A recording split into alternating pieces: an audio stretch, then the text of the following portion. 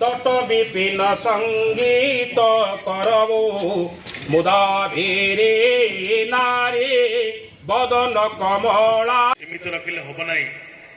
আমি প্রথমরু এ কমিটি যা নিষ্পত্তি নেইছি আমি বসি কথা হইতিলু।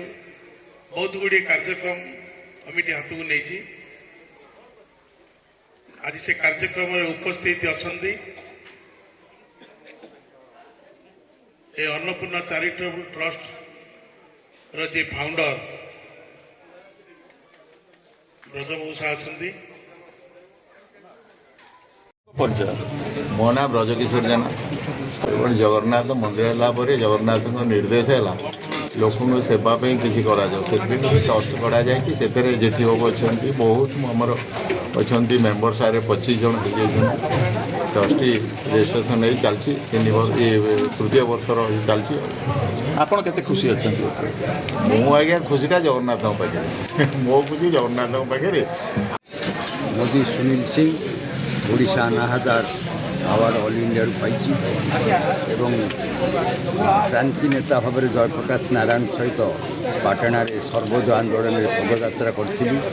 ଆଉ ସ୍ୱର୍ଣ୍ଣ ପଦକ ପ୍ରାପ୍ତି ରାମଦାସପୁର ଗ୍ରାମ ପଞ୍ଚାୟତର ସରପଞ୍ଚ, ପୂର୍ବତନ ସରପଞ୍ଚ। ଟ୍ରଷ୍ଟ ତାର ଫାଉଣ୍ଡର ହେଉଛନ୍ତି ବ୍ରଜ ଜେନା, ଯିଏକି ମଧୁବନର, ଏବଂ ଇଏ ତାଙ୍କର ତୃତୀୟ ବାର୍ଷିକ ଯେଉଁ ଶୀତବସ୍ତ୍ର ଅମଳ ବଣ୍ଟନ କରୁଛନ୍ତି, ଇଏ ଅତି ଉଚ୍ଚ କୋଟିର ପ୍ରୟାସ।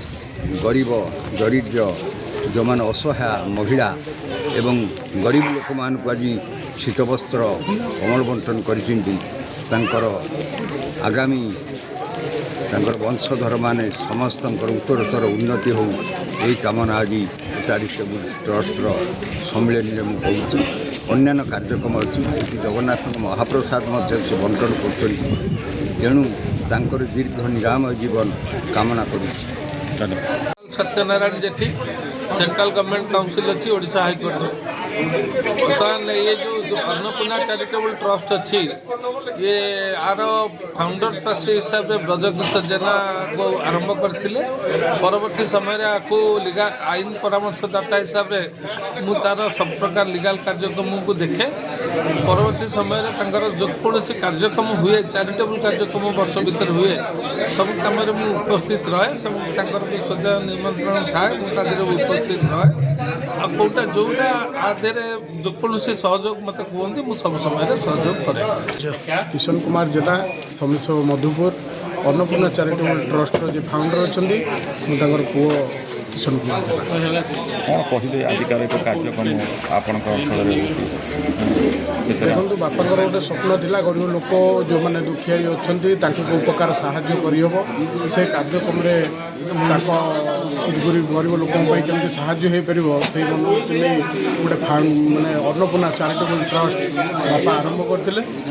आरंभ करने द्वारा बहुत 30 ରୁ 35 जन मेम्बर जो मैंने बारंग अंचल अच्छा, कटक अंचल किसी लोक अच्छा जो मैंने आमको सहयोग कर विभिन्न प्रकार सामाजिक कार्यक्रम हो गरीब लोक मानक आम साहाय्य सहयोग करुँ। 3 वर्ष है कार्यक्रम चालू रही।